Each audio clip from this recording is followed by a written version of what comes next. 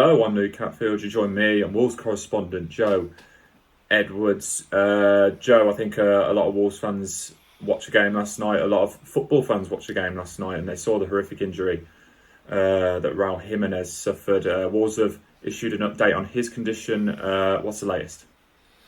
Yeah, hugely concerning, wasn't it? And I think all of us through the night were kind of waiting to hear a bit more. And the update came this morning around 9 a.m. that he suffered a fractured skull. I mean that is a cause for alarm, of course, when you hear that. But they said he's in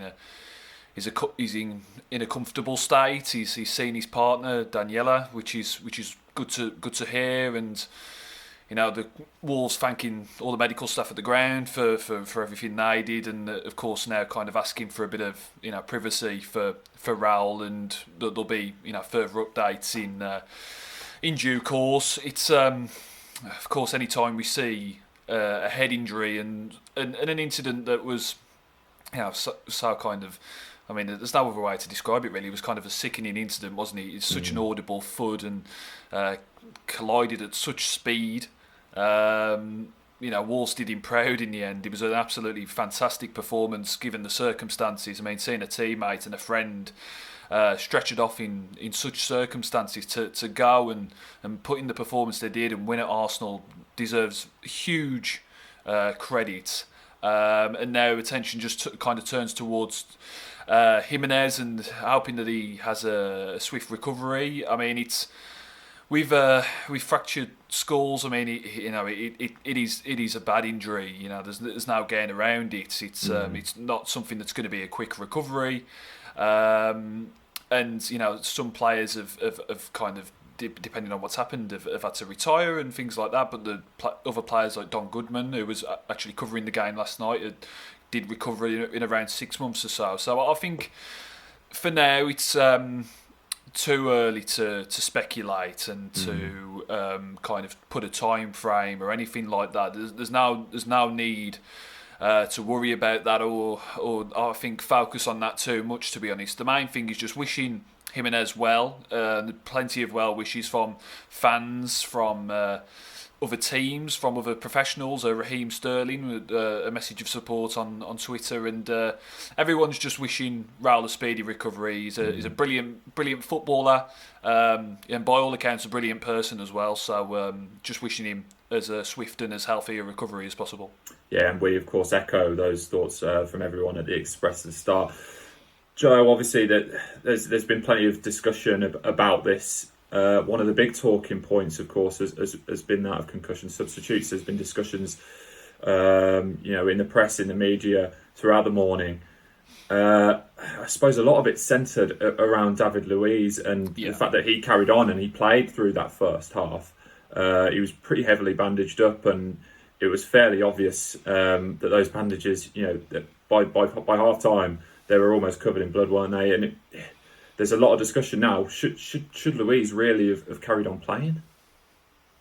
Well, that's it. I probably shouldn't have, should he? But I think Ryan Mason has been speaking. Of course, he had to retire following a serious head injury, and kind of asking for a change of the protocol. And I think that's right to kind of investigate, and we're always kind of looking to make sure they do better in dealing with stuff like this. So I think it's only right. So I think there's always concern around stuff like this, but I think it is important to say as well that I don't think Wolves could have done anything more, to be honest, in the situation. It was something that the players signalled straight away for the medics to come on, and they got him in the right kind of recovery position. Got him, kind of took their time that they needed to make sure he wasn't in too much distress. Got him on the stretcher, got him hooked up to the oxygen and things like that, and then took him straight to hospital. And then at hospital he had a scan,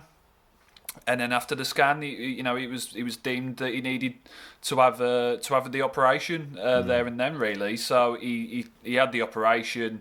Club doctor Matt Perry. I mean, everybody speaks so highly of him, and rightly so. He's been an absolute stalwart, for a couple of decades now at Wolves, and he went to the hospital with him, and that he'll be no doubt supporting him through this time, along with everybody else at Wolves. So I think any time there's concussion discussion, I think there's always kind of room for improvement, really, and room for more kind of learning and ways to improve things. But in very much in the same breath, Wolves dealt with the situation as well as they could, and Raul ultimately got in the best place as soon as possible to receive the treatment that he needed.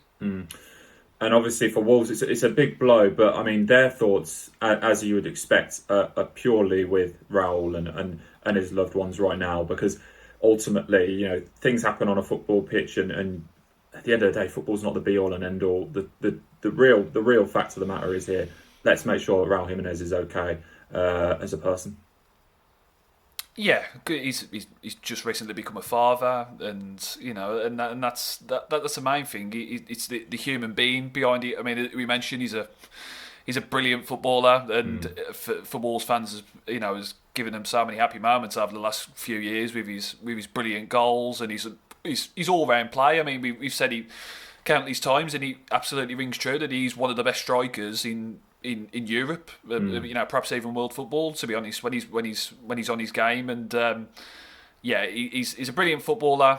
But the main thing is recovery and the human behind the footballer, really, just making sure that he's all right first and foremost. And to hear that he was conscious was a big relief. Because after the incident, it very difficult to focus on anything else, really. I mean, and the players deserve immense credit for how they performed in the aftermath of the incident. They really do.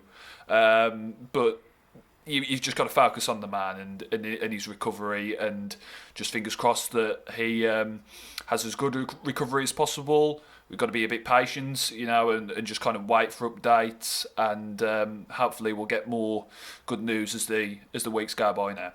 Yeah, fingers crossed. And as a special message we're putting together for Raul, we are, of course, asking for you to send your best wishes via Twitter. We're putting tweets out throughout the day.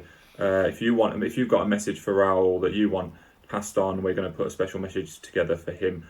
So fingers crossed everything's all right with Raul, and we'll wait for updates. But Joe, thanks for joining us. Thank you. All right. You know where to go for all the latest Wolves news, expressandstar.com.